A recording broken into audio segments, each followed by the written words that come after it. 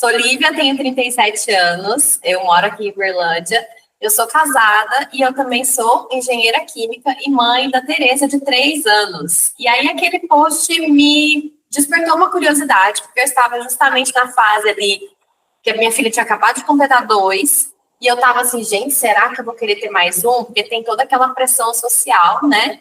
Mas tem pessoas que, né, são mais inocentes, talvez, e que perguntavam, e aí, vai ter outro? Quando é que você vai ter outro?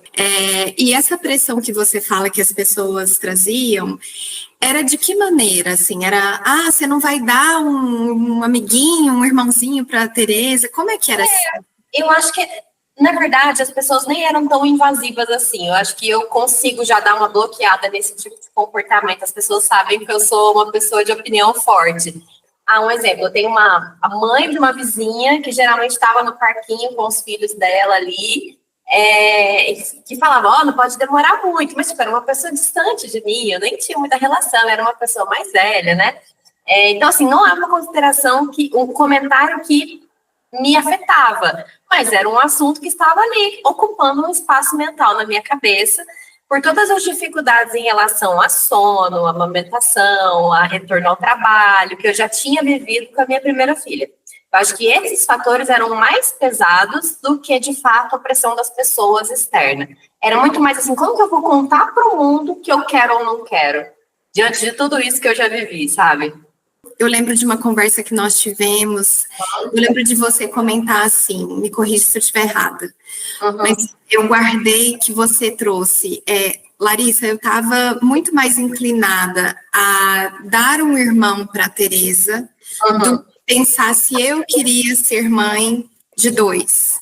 E a hora que eu entendi que era uma questão minha, porque meu filho poderia ou não ser amigo da Tereza, ter afinidade com ela ou não, aí eu consegui tomar uma decisão mais autêntica, né? Exato. Foi isso mesmo? Conta um pouquinho essa virada de chave. Foi isso mesmo, porque assim, a Tereza, minha filha, ela... Bom, do lado da minha irmã, que é a tia dela, a minha irmã tem uma decisão já tomada de não ter filhos, né? A gente não sabe se isso vai se postergar por muitos anos, se vai ser realmente algo definitivo, mas hoje o posicionamento dela é não ter filhos. Eu também tenho um cunhado, né? Eu tenho uma única irmã e o meu marido tem um único irmão, que a gente acredita que ele também não vai ter, assim. É o que a gente tem de sensação, mas a gente nunca conversou sobre isso com ele. Então, eu ficava pensando, gente, a minha filha não vai ter nem primos de primeiro grau, né? Será que eu não preciso dar um irmão para ela, proporcionar essa vivência para ela, né? E aí eu ficava com isso na cabeça. Isso está sobrepondo ao meu desejo de ser mãe de novo? Né? Como é que eu vou tomar essa decisão? Como é que eu vou fazer essa escolha de fato? E eu comecei a refletir.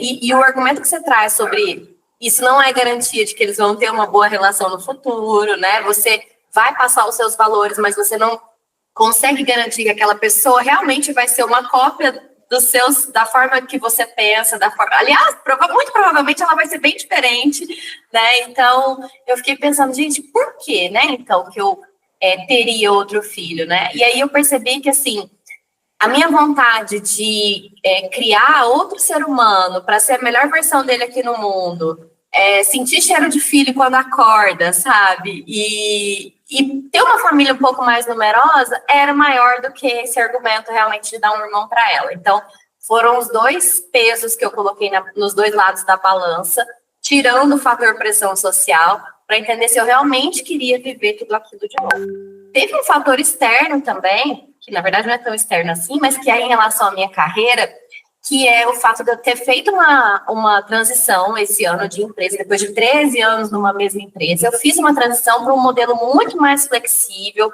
com uma remuneração melhor, que me permitiu, de fato, falar, agora parece ser mais possível ter 2 filhos, porque eu tinha uma filha e viajava e já achava, assim, caótico com uma filha, porque com 2 vai ser impossível.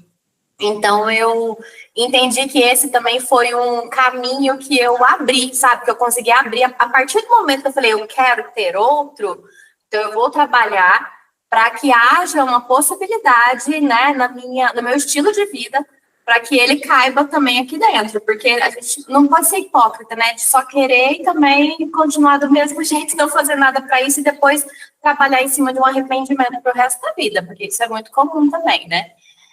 Então foi isso, eu tomei a decisão, busquei os caminhos e agora estou aqui, com 18 semanas de Felipe na barriga.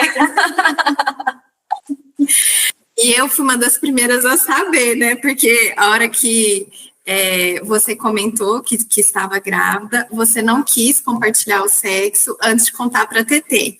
Foi. E eu já fui no direct e falei, pelo amor de Deus, me conta que eu tô curiosa. Então, desejo muita saúde, muitas alegrias para sua família. Lívia, eu queria te perguntar um pouquinho sobre futuro, porque a minha metodologia, ela passa pelos pilares passado, presente e futuro.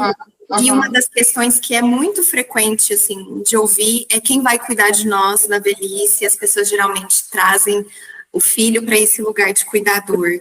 Como você vê esse futuro com... Larissa, eu sou bem prática nesse tipo de pensamento. Eu, inclusive, fiz uma consultoria financeira ao longo desse ano e uma das etapas foi a avaliação da previdência privada, né? E daí, dentre as simulações que nós fizemos, ela me passou a opção mais confortável para o futuro, que hoje é a mais pesada financeiramente, né? Porque eu preciso fazer aportes altos, teoricamente, mas que é de construir um patrimônio para que lá no futuro eu consuma só o rendimento e a partir disso eu mantenha uma herança fixa ali que vai render um pouquinho e que vai ficar para os meus filhos. Então, o que eu penso muito nessa parte da velhice é que, tirando toda a parte emocional e de apego, que eu não tenho como controlar, eu não sei se os meus filhos vão estar apegados a mim ou querendo cuidar de mim, eu me preocupo com o financeiro. Eu vou ter dinheiro para bancar tratamento de saúde, ou uma casa de repouso que seja, né? Ou uma profissional para cuidar de mim, do meu marido? Beleza, é isso que importa, sabe? Eu vou ter feito o meu, estou aproveitando agora. Se a minha expectativa de relacionamento com os meus filhos no futuro vai ser frustrada ou não, eu não consigo controlar. O que eu posso fazer é a minha parte hoje, oferecendo todo o suporte que eu posso, afeto, amor, conexão, mas tem coisas que fogem ao nosso alcance. Agora, o meu financeiro, não. O meu financeiro está na minha mão. Então, eu sou muito prática nesse tipo de coisa e eu espero continuar construindo esse patrimônio, né, de uma forma bem controlada e comprometida, para que essas coisas fiquem mais sólidas e certas, sabe, lá no nosso futuro, na nossa velhice.